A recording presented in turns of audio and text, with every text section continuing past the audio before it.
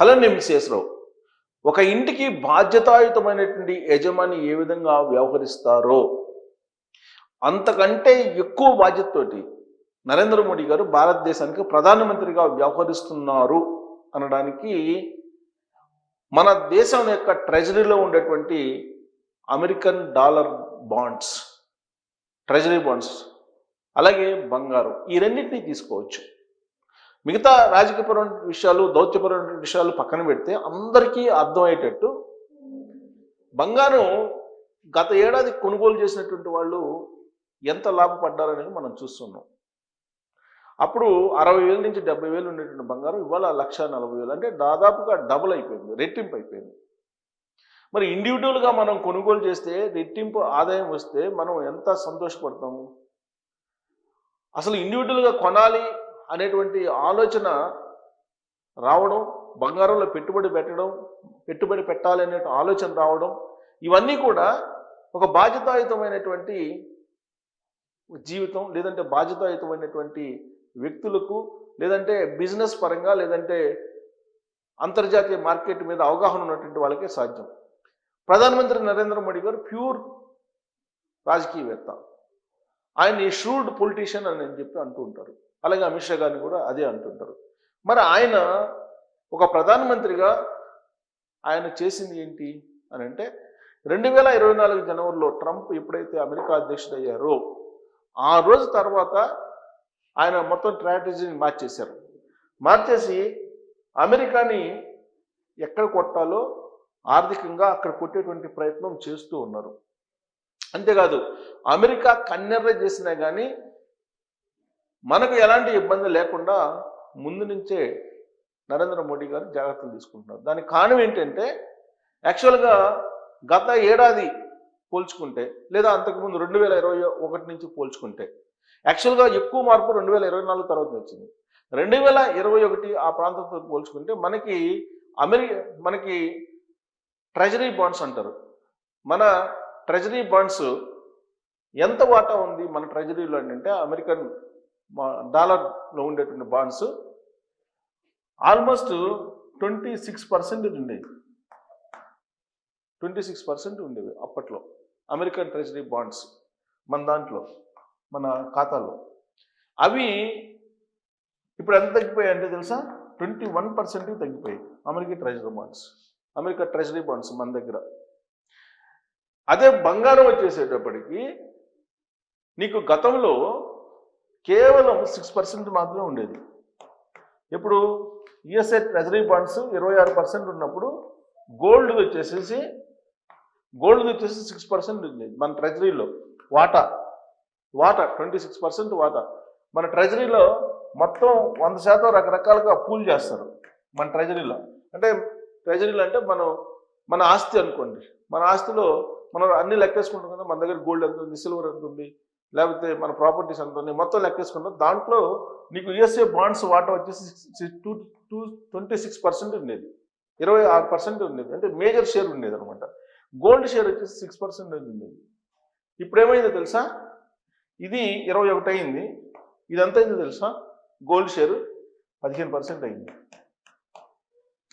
15% అయింది ఈ షేరు. ఇప్పుడు మన ట్రెజరీని లెక్కేసుకుంటే అమెరికన్ బాండ్స్ వచ్చేసి మన ట్రెజరీలో 21%కి పడిపోయింది. అంటే ఆల్మోస్ట్ 5%కి పడిపోయింది. 5%కి తగ్గించేశారు. ఎందుకు, డాలర్లు ఎక్కువ పెట్టి కొనుగోలు చేయాలి అమెరికా బాండ్స్ని మనం. కాబట్టి మనం తగ్గించేసాం, అమెరికా బాండ్స్ని కొనుగోలు చేయడం తగ్గించేసి ఉన్న బాండ్స్ని అమ్మేశాం. ఆ అమౌంట్ని ఏం చేశారు నరేంద్ర మోడీ గారు, 6% వాటా మన ట్రెజరీలో 6% వాటా ఉన్నటువంటి గోల్డ్ని విపరీతంగా గోల్డ్ మీద పెట్టుబడి పెట్టి మన ఆర్బీఐ చేత కొనుగోలు చేయించి 15%కి చేర్చారు. అంటే ఎంత పర్సెంట్ ఇది పెరిగింది, ఇది మన ట్రెజరీలో చూడండి, 6 నుంచి 15 అయిందంటే దాదాపు రెట్టింపు కన్నా ఎక్కువైంది. అంటే ఇప్పుడు చూస్తే దాదాపు 9% పెంచారు, 9% పెంచారు, 9% పెరిగింది. మన బంగారం నిల్వలు 9% పెంచారు. కొన్ని వందల టన్నులు ఇప్పుడు భారత ట్రెజరీలో ఉంది ఆర్బీఐ దగ్గర బంగారం. దానికి కారణం ఎందుకు పెంచారంటే ముందు చూపుగా 2024లో ట్రంప్ అధ్యక్షుడు కాగానే నరేంద్ర మోదీ గారు జాగ్రత్త పడ్డారు. మోడీ గారు పడినటువంటి జాగ్రత్త ఇవాళ భారత ఆర్థిక వ్యవస్థని బ్యాలెన్స్గా ఉంచగలుగుతుంది. లేదంటే అమెరికా అధ్యక్షుడు ట్రంప్ రోజుకు ఒక రకంగా ప్రకటించేటువంటి టారిఫ్లు కానీ, లేదంటే రోజుకు ఒక విధంగా వ్యవహరించేటువంటి ఈ వాణిజ్య యుద్ధాన్ని కానీ, వీటన్నింటినీ తట్టుకొని భారతదేశం నిలబడగలుగుతుంది అని అంటే ప్రధానమంత్రి నరేంద్ర మోడీ గారు ముందు చూపుతో ఆయన తీసుకున్నటువంటి నిర్ణయము అనేది కొంతమంది ఆర్థికవేత్తలు భావిస్తూ ఉన్నారు. కారణం ఏంటంటే ప్రపంచం మొత్తం కూడా అనిశ్చిత పరిస్థితి ఉంది. ఆ అనిశ్చిత పరిస్థితుల్లో భవిష్యత్తుని ఊహించారు నరేంద్ర మోడీ గారి గవర్నమెంట్, కేంద్ర ప్రభుత్వం ఊహించి గోల్డ్ నిల్వలను పెంచుకోవడం అనేది ఇప్పుడు మన ప్రాపర్టీని, ఇదంతా మన భారత ట్రెజరీ అని అంటే అంతా మన ప్రాపర్టీ, మనకు సంబంధించిన ప్రాపర్టీ. బహుశా మన చేతుల్లో మనకు కనిపించకపోవచ్చు, కానీ ఇటు భారత ట్రెజరీ అని అంటే అదంతా మన ప్రాపర్టీ. దాంట్లో గోల్డ్ ఉన్నా, సిల్వర్ ఉన్నా, లేదంటే అమెరికన్ బాండ్స్ ఉన్నా, ఏమున్నా కానీ అవన్నీ మన ప్రాపర్టీ. మన భారతదేశం ఎంత సంపద ఉంటే అంత సంపద మనకు కూడా ఉన్నట్టు మనం భావించాలి. అందుకే ఇప్పుడు నరేంద్ర మోడీ గారు ఒక బాధ్యతాయుతమైన ఇంటి యజమాని ఏ విధంగా ఆలోచిస్తారో ఆ తరహాలో ఆలోచించి ఇప్పుడు భారత్ ట్రెజరీలో ఉండే అమెరికన్ బాండ్స్ని తగ్గించేసి దానికి బదులుగా కొన్ని వందల టన్నుల బంగారాన్ని కొనుగోలు చేశారు. ఈ కారణంతో నరేంద్ర మోడీ గారు ఏ విధంగా దేశాన్ని కాపాడుతున్నారు అనేది ఇప్పుడు బీజేపీ వాళ్ళు చెప్తున్నారు.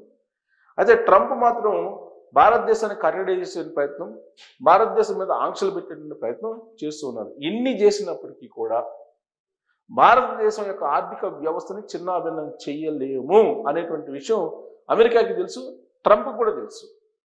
దానికి కారణం ఏంటంటే ప్రధానమంత్రి నరేంద్ర మోడీ గారు చాలా తెలివైనటువంటి వ్యాపారి అని చెప్పేసి ట్రంప్ అన్నప్పుడే ఇదంతా జరిగి ఉంటుంది. ఇదంతా గమనించిన తర్వాతనే నరేంద్ర మోడీ గారి గురించి మంచి వ్యాపారి అని చెప్పి ట్రంప్ వ్యాఖ్యానించారు. తెలివైనటువంటి వ్యాపారి అని చెప్పారు.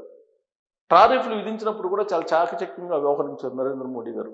అందుకే ట్రంప్కి నరేంద్ర మోడీ గారి యొక్క వాలకం మింగుడు పట్టలేదు.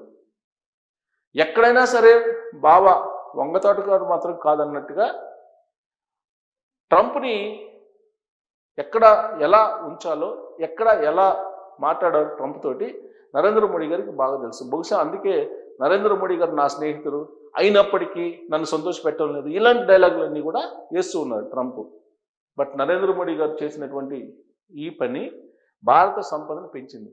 సో భారత్ అనేది డెడ్ ఎకానమీ కాదు, భారత్ది చాలా స్ట్రాంగ్ ఎకానమీ అనేది నరేంద్ర మోడీ గారు చేసినటువంటి ఈ గోల్డ్ కొనుగోలు చేయటం అనేటువంటి ప్రక్రియ ఇప్పుడు ప్రపంచం మొత్తం భారతదేశం వైపు చూసేలాగా చేసింది. అంతేకాదు ట్రంప్ని ఒక్క దెబ్బకి ఆయన యొక్క ప్రతిష్టను దిగజార్చేలాగా, ఆయన యొక్క ఆర్థిక పరిస్థితిని దిగజార్చేలాగా, అమెరికా యొక్క ఆర్థిక పరిస్థితిని చిన్నాభిన్నం లేదంటే అలజడి సృష్టించేలాగా తీసుకున్నటువంటి నిర్ణయం మరొకటి ఉంది. డీడాలరైజేషన్.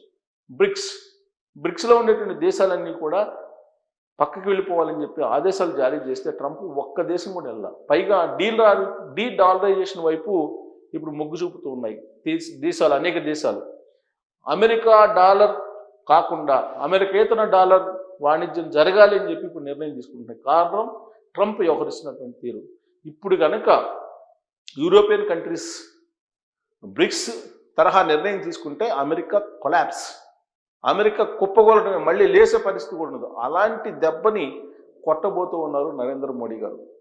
ఆయనకి రష్యా అధ్యక్షుడు పుతిన్, చైనా అధ్యక్షుడు జిన్పింగ్ ఇద్దరూ సపోర్ట్ చేస్తున్నారు. అందుకే ఈ మూడు దేశాలు ఒకటి అయ్యేటువంటి సంకేతాలు ఉండబట్టే ట్రంప్ వణికిపోతూ ఉన్నారు.